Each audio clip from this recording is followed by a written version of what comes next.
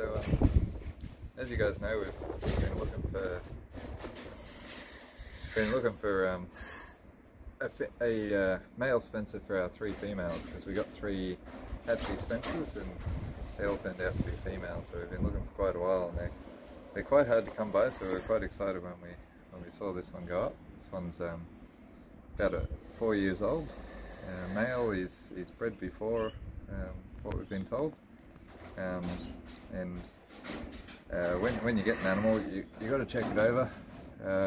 When we got it, it was about 11:30 at night. We'd driven 2 hours to get it, and we were quite excited, but the light was pretty dark. And this guy is moving about a fair bit, so he's healthy, he's active. But we didn't notice until the next morning that he's actually got a rather large burn down his back. So I'm not sure if it shows up well on the camera, but basically it's right down the line. You've got the blister here, and this blister here, which only just came off yesterday, but this blister here will come off at some point as well.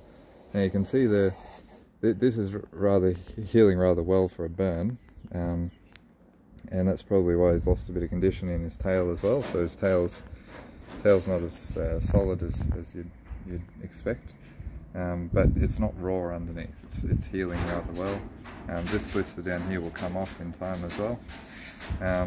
And then I think the vet said there was a little burn under the tail as well. We took it to the vet because, well, basically we know how to treat a burn, but at the same time you just want to take animals to the vet if they've got an issue with them, just to get double checked. And we've got a really good vet who does a really good job, knows his stuff, and he helps us out whenever we need it. And the thing is, you've got an animal in your care. It's your responsibility to take it to the vet and look after it. And that's what we do, and we know we can look after the animal, so we're not overly worried about the fact that it came to us with a burn. It's still going to be a good breeder later on. But today's video, we're going to show you what we've got to do to help him fix this burn up. So the first step, we gave him a bit of a hose earlier just to get the sand off him. Now we've got a damp, well, rather wet cloth. It's warm water, and he's not going to like it too much. But the thing you got to do is you got to kind of just rub over the area just gently, help him shed it a bit, and also to get the scab off, because you don't want old scab forming on reptiles. But so, like I said, this guy's not overly raw, so it's not too bad. But you've still got the blister there. That's going to come off in a couple of days, and this bit's just going to come off. It gives it a bit of a clean as well, like it's warm, lukewarm, clean water. And then what we're going to use is this product here, which is what the vet gave us, which is Flemazine, and we're just going to smooth that on twice a day until he heals up. Clean it off each time, repeat the process, and then once it's all healed up, then we'll just drop it down to, or once it's a bit more healed up, drop it down to once a day, and then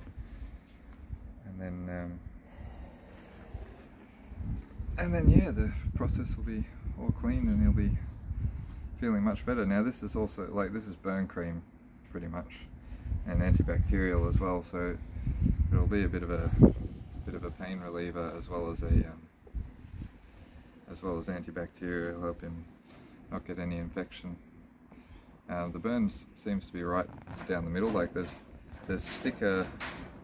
You'll notice the difference where the burn isn't. So down here where the burn isn't, the skin feels rather soft, like normal. Whereas over there, where the burn is, around this whole area here, it's much tougher. So you tap it, it's just a lot more solid. But this is right down the middle is where it's kind of peaked. Yeah, I think there was a little bit on the base of the tail there. The other thing we noticed was you just had a little bit of, the vet reckons it's just a little bit of a nip from a cage mate on the base of the tail. These things happen. And burns are quite common in large goannas. made the mistake occasionally ourselves, and it's simply, if you've got a large goanna, you've got to have multiple basking lights so that the heat, and multiple basking lights over a certain area, so it doesn't have to be hugely hot basking lights. So in our Spencer enclosure now, we've got 3, I think 60-watt bulbs over a tile, and that disperses the heat so that the heat can reach the whole body. Because what happens with the burn is there's just one heat light above, or 2 heat lights, whatever it is, it's not big enough to cover the whole body, so the whole body is not getting warm, and the monitor lizard doesn't notice the burn. All he notices is that his whole body is not warm, so he has to stay under there longer than he normally would.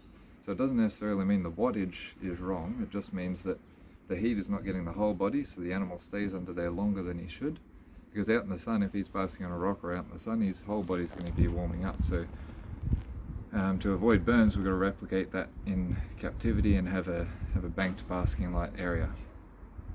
So to finish this up, we'll put this guy back, and we'll do this again this afternoon. But to finish this up, we'll take you in and we'll show you just show you our hide area. We've also got a heat cord underneath one half of it, just so they can get 24-hour heat under their belly if they so should choose.